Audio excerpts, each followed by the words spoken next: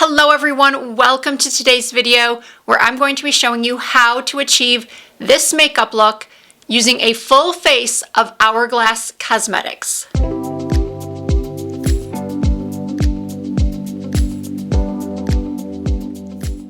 Recently, Hourglass released their 3 new limited edition Ambient Lighting Unlocked palettes. They retail for $90 each. I purchased the Evil Eye palette directly from the Hourglass website. So I briefly thought about using it in an upcoming Testing Hot New Makeup, and then I started to think, I have not done a full face of Hourglass in I think a couple of years now. And I do use quite a few of their products on a very consistent basis that I really don't think I've talked about in a while. So if you're interested in seeing every shade of the Evil Eye palette in action, as well as this full face of Hourglass Cosmetics, then please keep on watching. Beginning with the Veil Oil-Free Mineral Primer.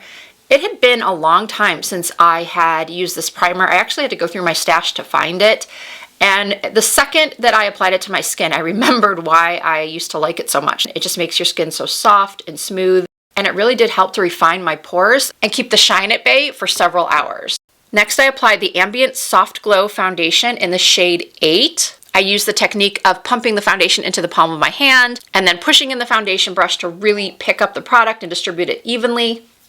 I buffed that onto my face. And I know not everyone watches all of my videos, but I have spoken about this particular foundation quite a bit in videos. I love it. I've actually repurchased it more than once, which is very rare for me when it comes to foundations. I have some that I just sort of stick to year after year, unless something new comes out and blows me away. But I just love everything about this foundation. I love the coverage. I love the feel. I love the shade. It's perfect for when I have self-tanned. It is not my natural skin color, as you can see, but it does match the rest of my body. More often than not, I don't wear a primer underneath this foundation, but I've got to say, at the end of the day, the combination of the Veil Primer, the Ambient Glow Foundation, and then the Soft Focus Setting Spray that I'll be using at the end of the video, my skin looked so good. Every time I looked in the mirror throughout the day, I actually stopped in my tracks and said, I don't think my skin has looked this good in a while. Once the foundation is applied, I'm using the Hourglass Vanish Airbrush Concealer, and the shade I'm using is called Cedar. I am patting it out with a brush, and then I'm going in with a sponge and blending it over my lids, and then also down by the sides of my nose and my smile lines. I hear so many mixed reviews on this concealer. Some people love it, others find it drying. I don't personally find it as hydrating as, say, the Natasha Denona or the Kulfi, but I think if you're looking for really great, long-lasting coverage and your under eyes aren't severely dry, this would actually be a really good option. I do think it's a really, really nice concealer. Next up, I'm setting my face with the Veil Translucent Setting Powder. You might be thinking, wow, that's a lot of powder, especially for a more mature woman. Well, the reason I do use so much powder is because I have oily skin, and I did not use a matte foundation. Even if I do use a matte foundation and an oil controlling primer, my oils still come through. So powder for me is a must. And honestly, this particular powder is a really good option for someone with mature skin because I do find it to be very, very smoothing. And because it is a setting powder, not a finishing powder, but a setting powder, it really is going to help keep your makeup in place without creasing. Because I recently went a little bit darker with my hair color, I decided to pick up a darker brow pencil. And I don't know why I didn't just purchase the formula I know I love from Hourglass, which is the Arch Brow Sculpting Pencil. For some reason, I decided to switch it up and I went for the Micro Brow Sculpting Pencil this time in the shade Soft Brunette. It's actually not nearly as dark as I thought it would be. And what I've discovered is that I like the Micro Brow Pencil for detail work, which is what I'm doing here, which is sort of building my non-existent brows. But then I decided that the shade Soft Brunette didn't have quite enough warmth to it to match my hair. So I did go back in with the brow pencil I already had, which is that other Arch Brow Sculpting Pencil in Blonde, just to add a little bit more warmth to my brows. And now I'm just taking a tiny bit of concealer on a synthetic brush and cleaning up under the brows, giving them a more defined and lifted look. I also do this to make sure that my brows are angled towards my temples and not down towards my ears. Doing this will give your entire face a more lifted look.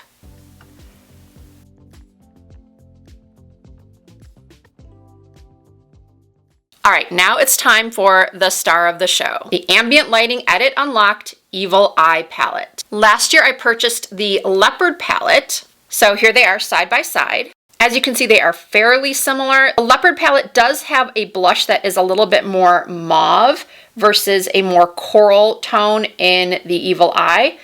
But I would say that if you do own the Leopard, you don't necessarily need to get the Evil Eye as well. All of the shades in the palette are numbered, and you can find the numbers on the back of the palette with their corresponding shade names. I'm beginning with the Natural Bronze Bronzer, and I'm applying that all over my eyes, from outer corner to inner corner, lash line through my crease. I have hooded eyes, so I am blending up a little bit higher than others might if they don't have hooded eyes. Once again, placing it on the lid, blending it up and out. I want this to be really, really soft. This was actually my first time trying this palette, and I didn't love how many times I had to go back into the palette to build up the color. I find that what makes these palettes worth the cost is the fact that they are so multi-purpose and they are great travel palettes, or the perfect palette for someone who maybe is a minimalist with their makeup, or perhaps you're someone who just wants to try out some different Hourglass products. Purchasing one of these palettes is the perfect way to try an Hourglass finishing powder, highlight, bronzer, or blush. So yeah, I'm not gonna lie, it did take several dips into the pan to build up the intensity that I wanted for my lids. And then on my lid, I placed this blush called Oasis Glow. Now, I'm surprised they're calling this a blush because it is very, very light and it's quite shimmery. Not that you can't have a shimmery blush. I personally love a good shimmery blush sometimes, but the fact that there was such minimal color to this plus shimmer, I just feel like it's better suited as an eyeshadow. And now I'm just going back in with a bronzer and a smaller, more dense brush and really defining my crease.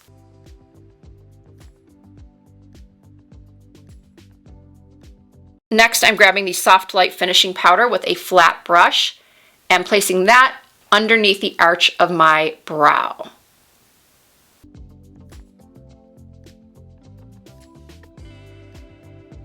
Going back in with a bronzer once again and softly defining my lower lash lines from outer corner to inner corner.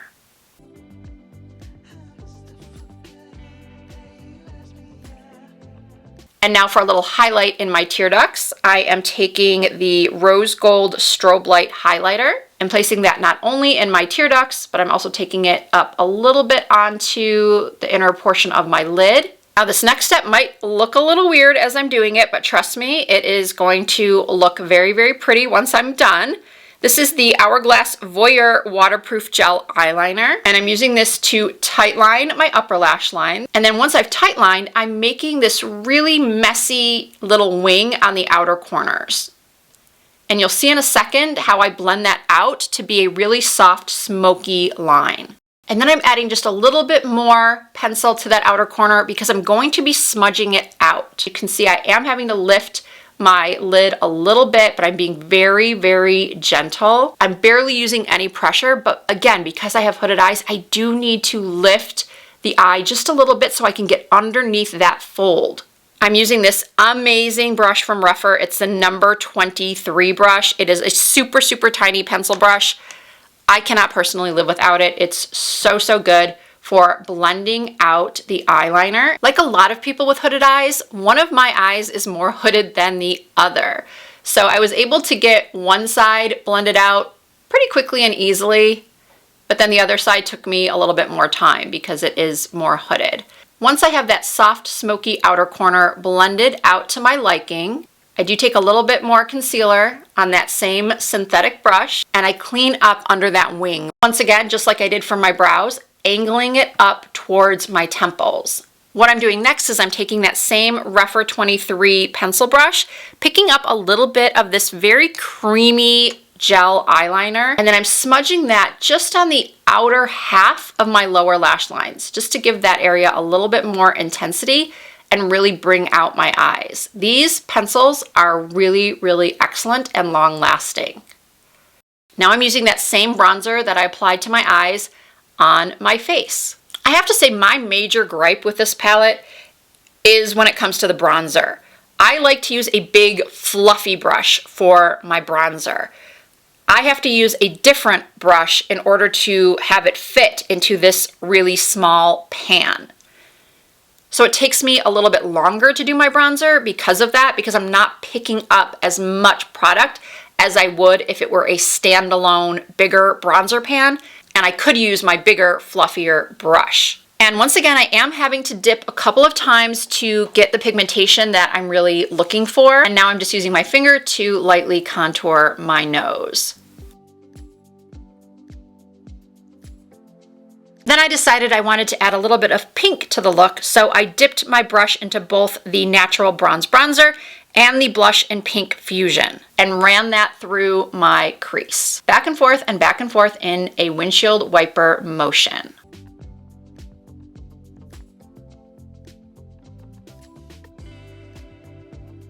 I have to say the blushes were what I was most drawn to. I love a pinky or pinky coral vibrant blush. If you are new to my channel, I am a bit of a blush-aholic, and because I just wanted more and these lights are so bright, I went in again, added a little bit more, and then it was time to add some highlight. So for that I used the Rose Gold Strobe Light, which is the same product I had used in my tear ducts.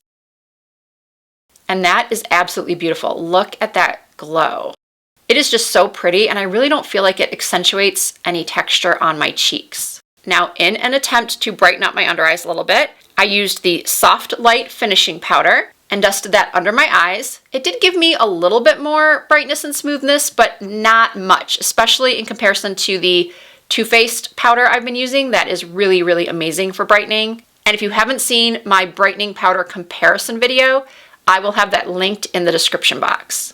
I went ahead and applied my mascara and lashes off camera. I have tried the Hourglass mascara, and unfortunately it gave me an allergic reaction. My eyes were so itchy. I have not touched an Hourglass mascara since. I do, however, love their lip pencils. They're super creamy, they're super long lasting. Here I'm using the shade Uncover 4, followed by another fantastic product. I think everyone should have one of these in their makeup bags. This is the Phantom Volumizing Glossy Balm. This is an all-in-one lip gloss and balm. It nourishes, it hydrates, and it visibly plumps the lips. It gives you full color. It has a high shine, and the shade I'm using is called Crave. I mean, is that not just such a beautiful combo? And now I'm finishing off the look with the Veil Soft Focus Setting Spray. This is another Hourglass product that I had not used in a while. I've just been so attached to my Charlotte Tilbury for so long, but honestly, this one is very, very good too. I do feel like it gave my skin a soft focus effect all day long. I really loved the way this look came out. When it comes to these limited edition holiday palettes, I do think it's worth having at least one. For the same reasons I mentioned earlier, it is a great way to try Hourglass products. The palette itself is compact enough for travel, and you can pretty much do your entire face with just this one palette.